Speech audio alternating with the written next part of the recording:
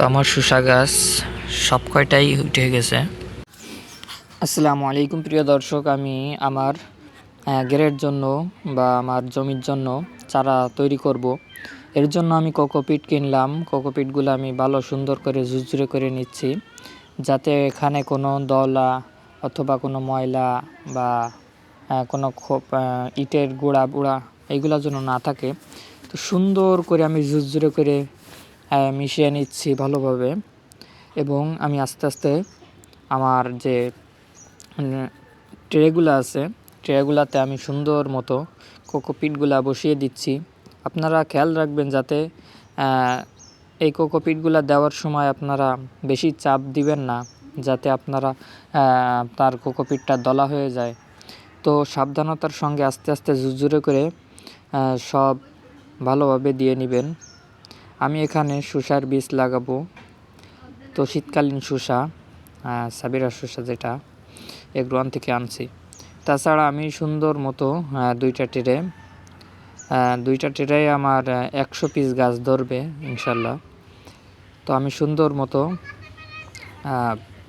কোকোপিটগুলা দিয়ে দিছি এবং ট্রেগুলো আমার সুন্দর করে প্রস্তুত করে নিলাম।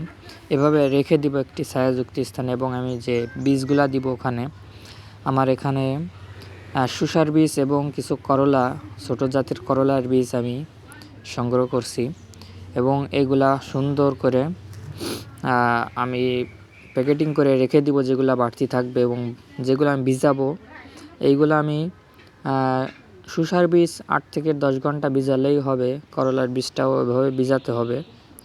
এই ভিজিয়ে সুন্দর করে একটি সালার বস্তায় রেখে দিতে হবে, একটি কাপড় দিয়ে মুড়ায়ে আমি রেখে দিলাম। এরপর রেখে দেওয়া ভিডিওটা আমি করতে পারিনি, যখন চারা বীজ থেকে কলটা উঠছে আমি তখন আপনাদের দেখাচ্ছি। দেখেন কি সুন্দর চারাটা ওঠে। আমি এটা একদিন আগে রাখছিলাম, একদিনের ভিতরে আমার মাশাআল্লাহ শসা গাছের বীজ থেকে আমার কল উঠে গেছে। এগুলো আমি এখন রুইয়ে দিব। এগুলো আমি আস্তে আস্তে সতর্কতার সঙ্গে লাগিয়ে দিচ্ছি, কারণ যে ছোট্ট একটি জালি কল, এটা ভাঙলে কিন্তু বীজটা নষ্ট হয়ে যেতে পারে। এই জন্য আমি খুব সাবধানতার সঙ্গে কোকোপিটগুলো একটি কাঠি দিয়ে সরিয়ে সরিয়ে আমি দিয়ে দিচ্ছি।